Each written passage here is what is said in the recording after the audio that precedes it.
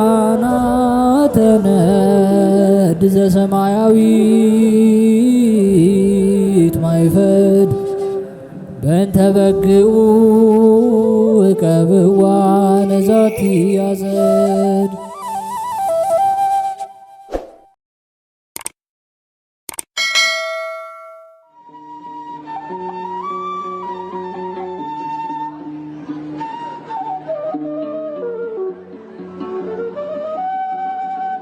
በስመ አብ ወወልድ ወመንፈስ ቅዱስ አሐዱ አምላክ አሜን።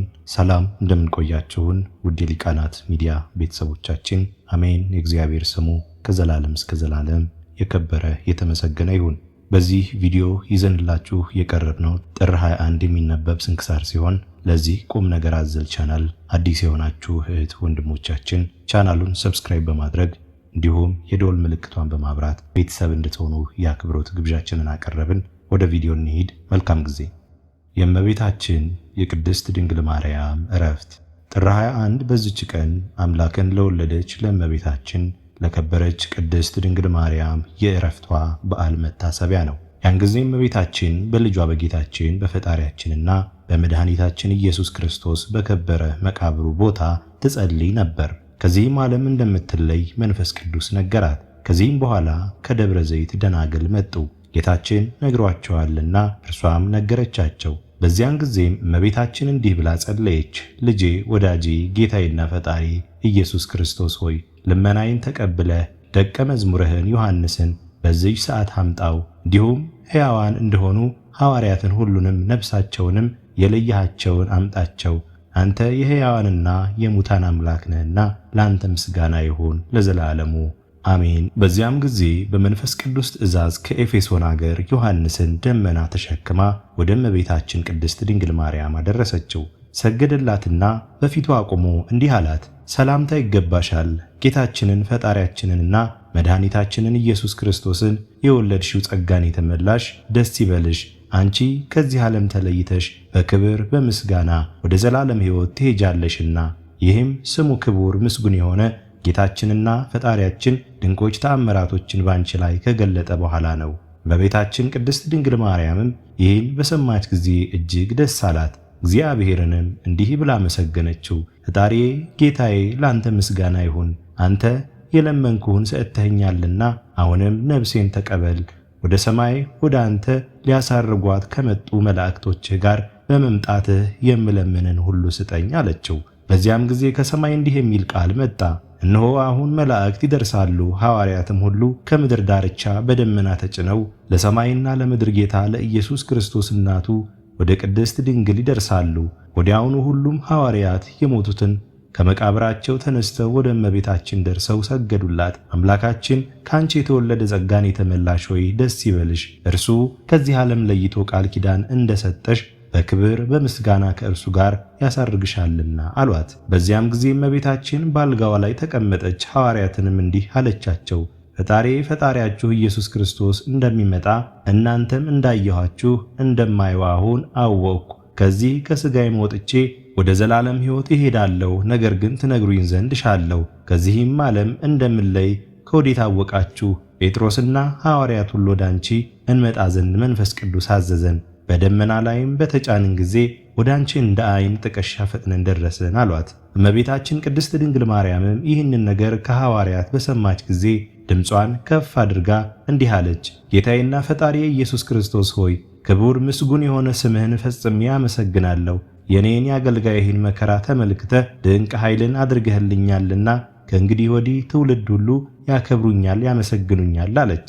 ጸሎቷንና ምስጋናዋን ስትጨርስ ሐዋርያትን እንዲህ አለቻቸው፣ ዕጣን አምጥታችሁ በማጠን የጌታዬን ኢየሱስ ክርስቶስን ስሙን ጥሩት። እነርሱም እንዳዘዘቻቸው አደረጉ።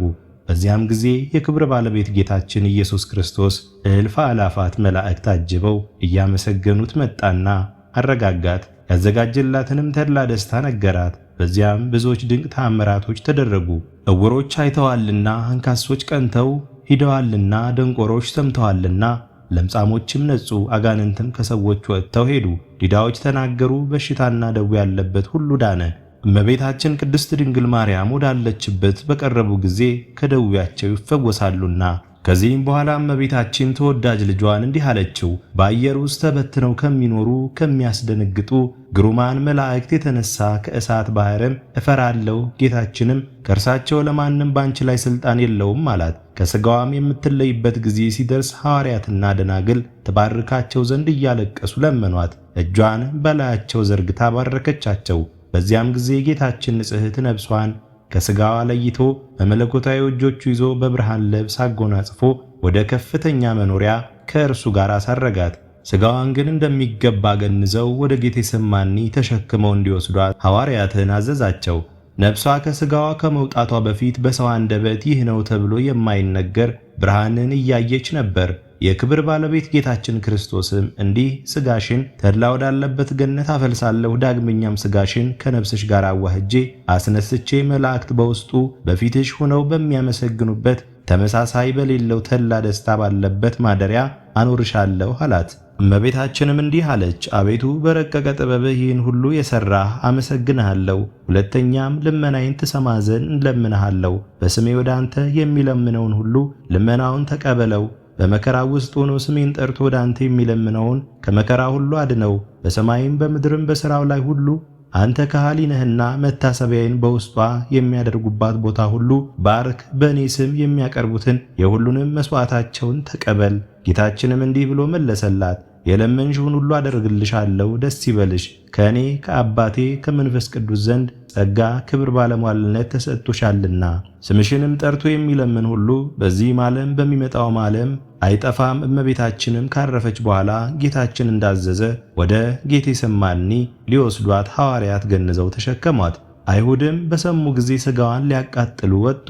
ከእርሳቸውም አንዱ ከምድር ላይ ይጥላት ዘንድ የእመቤታችን አልጋዋን ያዘ። ያን ጊዜ ከእግዚአብሔር የታዘዘ መልአክ እጆቹን በእሳት ሰይፍ ቀጣውና እጆቹ በአልጋዋ ላይ ተንጠለጠሉ። ያን ጊዜ በጌታችን አምኖ ወደ እመቤታችን እያለቀሰ እንዲህ ብሎ ለመነ። የእውነተኛ አምላክ የጌታ ኢየሱስ ክርስቶስ እናት አንቺ በእውነት ድንግል የሆንሽ በእኔ ላይ ይቅርታ ታደርጊ ዘንድ ለምንሻለሁ። በሐዋርያትም ልመና እጆቹ ተመልሰው እንደ ቀድሞው ደህነኞች ሆኑ። በቀበሯትም ጊዜ ከዚህ 3 ቀን ኖሩ። ዕረፍቷም የሆነ እሁድ ቀን በጥር ወር በ21 በዚች ቀን ነበረ። ጌታችንም ብርሃናውያን መላእክትን ላከ። እነርሱም ሥጋዋን ከመቃብር ወስደው በገነት ውስጥ በዕፀ ሕይወት ሥር አኖሯት።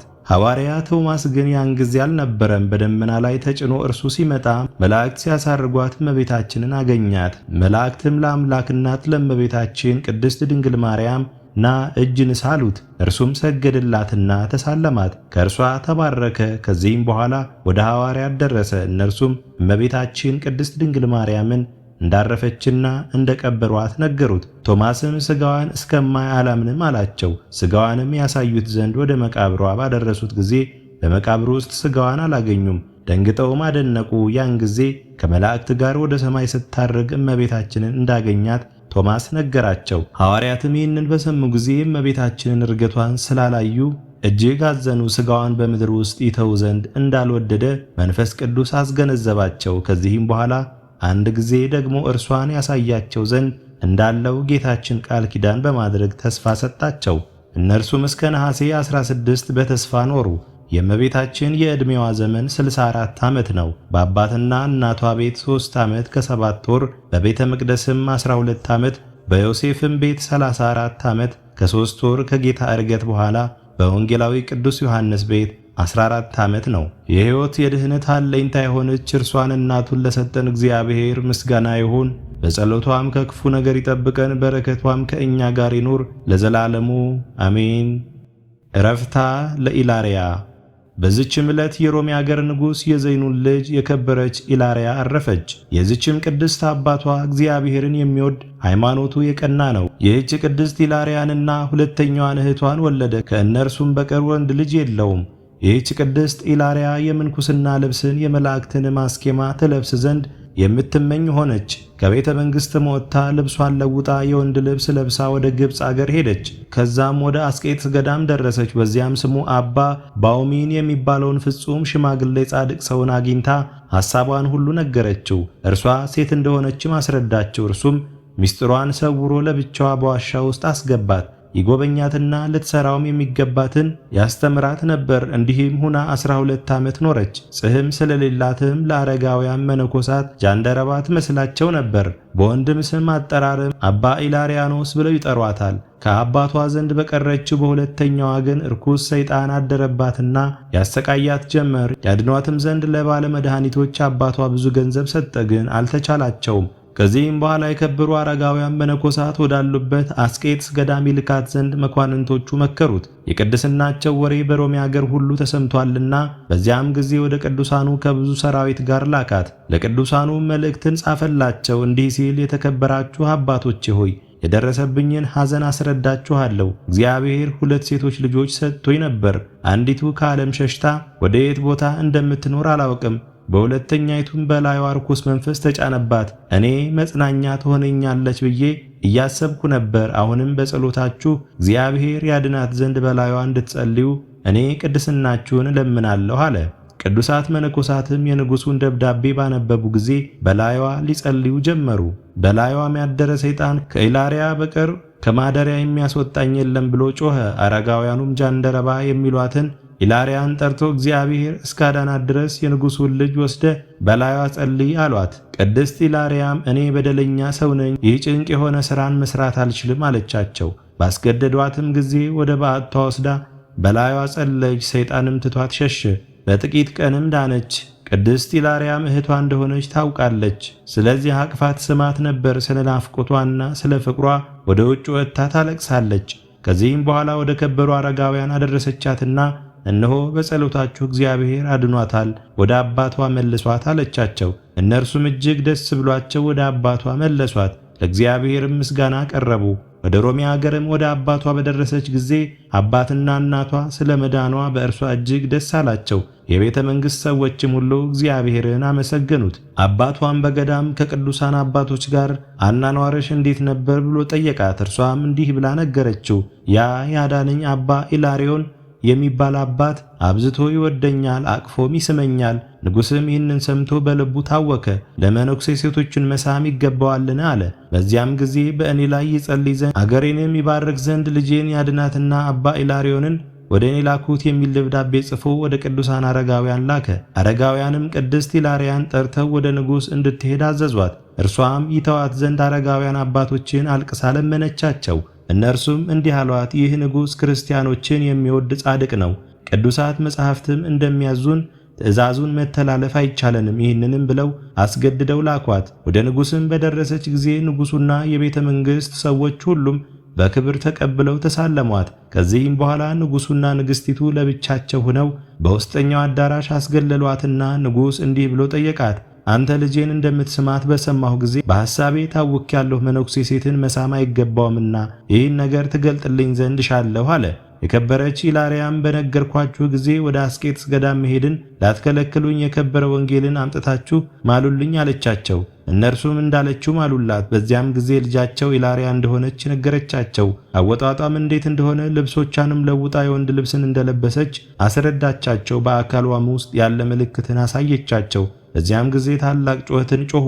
አቅፈውም እየሳሟትም አለቀሱ። ከእኛ ዘንድ እንድትሄጅ ከቶ አንተውሽም አሏት። እሷም በከበረ ወንጌል የማላችሁልኝን መሐላ አስቡ አለቻቸው። እነርሱም ከእነርሱ ጋር 40 ቀን ያህል እንድትኖር ለመኗትና 40 ቀን አብራቸው ኖረች። ከዚህም በኋላ ወደ ቦታዋ ሄደች። በዚያችም ዕለት ወዲህ በአስቄጥስ ገዳም ለሚኖሩ ቅዱሳን የከበሩ አረጋውያን መነኮሳት ለፍላጎታቸው ይሆን ዘንድ የግብፅን ምድር ሁሉ ግብርን እንዲሰጧቸው ንጉሥ ዘይኑን አዘዘ። በዚያም ወራት በአባ መቃርስ ገዳም 400 የመነኮሳት ቤቶች ሰሩ። በአባ ዮሐንስም ገዳም 700፣ በአባ ሙሴ ገዳም 300 ቤቶችን ሰሩ። ከዚህም በኋላ ቅድስት ኢላርያ 5 ዓመት ከኖረች በኋላ አረፈች። ከዕረፍቷም አስቀድሞ እርሷ ሴት እንደሆነች ያወቀ የለም። ለእግዚአብሔርም ምስጋና ይሁን፣ እኛንም በዚች ቅድስት ጸሎት ይማረን፣ በረከቷም ከእኛ ጋር ይኖር ለዘላለሙ አሜን። የጎርጎርዮስ የባስልዮስና የአባቱ መታሰቢያ። በዚችም ዕለት የኑሲስ ኤጲስቆጶስ የባስልዮስ ወንድም የከበረ ጎርጎርዮስ የዕረፍቱ መታሰቢያ ነው። እነሆ የአባቱንና የወንድሙን መታሰቢያቸውን በዚህ ወር ጥር 6 ቀን ጽፈናል። ይህም ቅዱስ ጎርጎርዮስ እጅግ ተማረ፣ አዋቂ ነበረ። በደሴቶችም ላይ ኤጲስቆጶስነት ተሾመ። እነሆ በዚህ ወር በ15 ቀን የሆነውን ከገድሉ ጥቂት እንጽፋለን። ስለ እርሱም እንዲህ ተባለ። እርሱም መስዋዕቱን ለማክበር በሚቀድስ ጊዜ በመሠዊያው ላይ ሲወርድ መንፈስ ቅዱስን የሚያይ ሆነ። ከዚህም በኋላ ኪሩብን አየው፣ በደረቱም ውስጥ አቀፈው። በመሠዊያውም ላይ ሳለ ወደ ዝምታና ተደሞ አደረሰው። ሰዎችም ሁሉ ሥጋዊ እንቅልፍ የሚያንቀላፋ ይመስላቸው ነበር። በኤጲስቆጶስነት ሹመት 33 ዘመን በተፈጸመለት ጊዜ ወንድሙ ቅዱስ ባስልዮስ ሊጠይቀው መጣ። እርሱ ከተጋድሎ ብዛት የተነሳ በጽኑ ደዌ የሚታመም ሆኖ ነበርና በቅዱስ ባስልዮስም መምጣት ደስ አለው። ቅዱስ ጎርጎርዮስም እንደ ልማዱ ሊቀድስ ወደ መሠዊያው በወጣ ጊዜ የከበረች ቅድስት እመቤታችን ድንግል ማርያም ተገለጸችለትና ዛሬ ወደ እኔ ትመጣለህ አለችው። የቁርባኑንም ቅዳሴ ሲጨርስ ሕዝቡ በቀናች ሃይማኖት ጸንተው እንዲኖሩ ይመክራቸውና ያስተምራቸው ዘንድ ወንድሙን ባስልዮስን ለመነው። እርሱም እንደሚያንቀላፋ ሆነ። በቀሰቀሱትም ጊዜ ሙቶ አገኙት። ቅዱስ ባስልዮስም ሳጥን እንዲሰሩለት አዘዛቸው። ጸሎታቸውንም በመጸለይ መዝሙራትንም በመዘመር በማመስገንም እንደሚገባ ገንዞ በመቃብር ውስጥ አኖሩት። ለእግዚአብሔርም ምስጋና ይሁን፣ በረከቱም ከእኛ ጋር ትኖር ለዘላለሙ አሜን። የኒቆላዎስና የአባ ፊቅጦር ዕረፍት። በዚችም ዕለት በሰማዕትነት የሞተ በዋሻ የሚኖር የኒቆላዎስና የኤጲስቆጶስ አባ ፊቅጦር መታሰቢያቸው ነው። በረከታቸውም ከእኛ ጋር ትኖር ለዘላለሙ አሜን።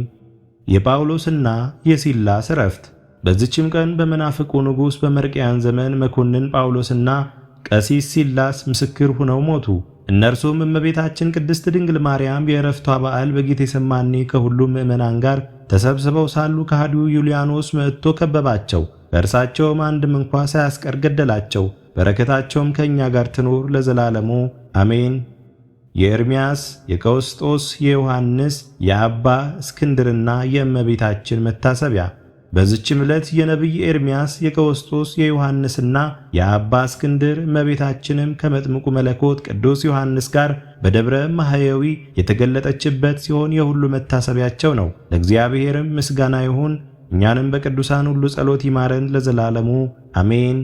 አስጀምሮ ላስፈጸመን ለልዑል እግዚአብሔር ክብር ምስጋና ይሁን መቼ ለዘላለሙ አሜን። ውድ የሊቃናት ሚዲያ ቤተሰቦቻችን ጥር 21 የሚነበብ ስንክሳር ወደ እናንተ አቀረብን። ይህን ይመስል ነበር። በቀጣይ በአዲስ ክፍል እስከምንገናኝ ድረስ እግዚአብሔር ቸር ያቆየን። መልካም ጊዜ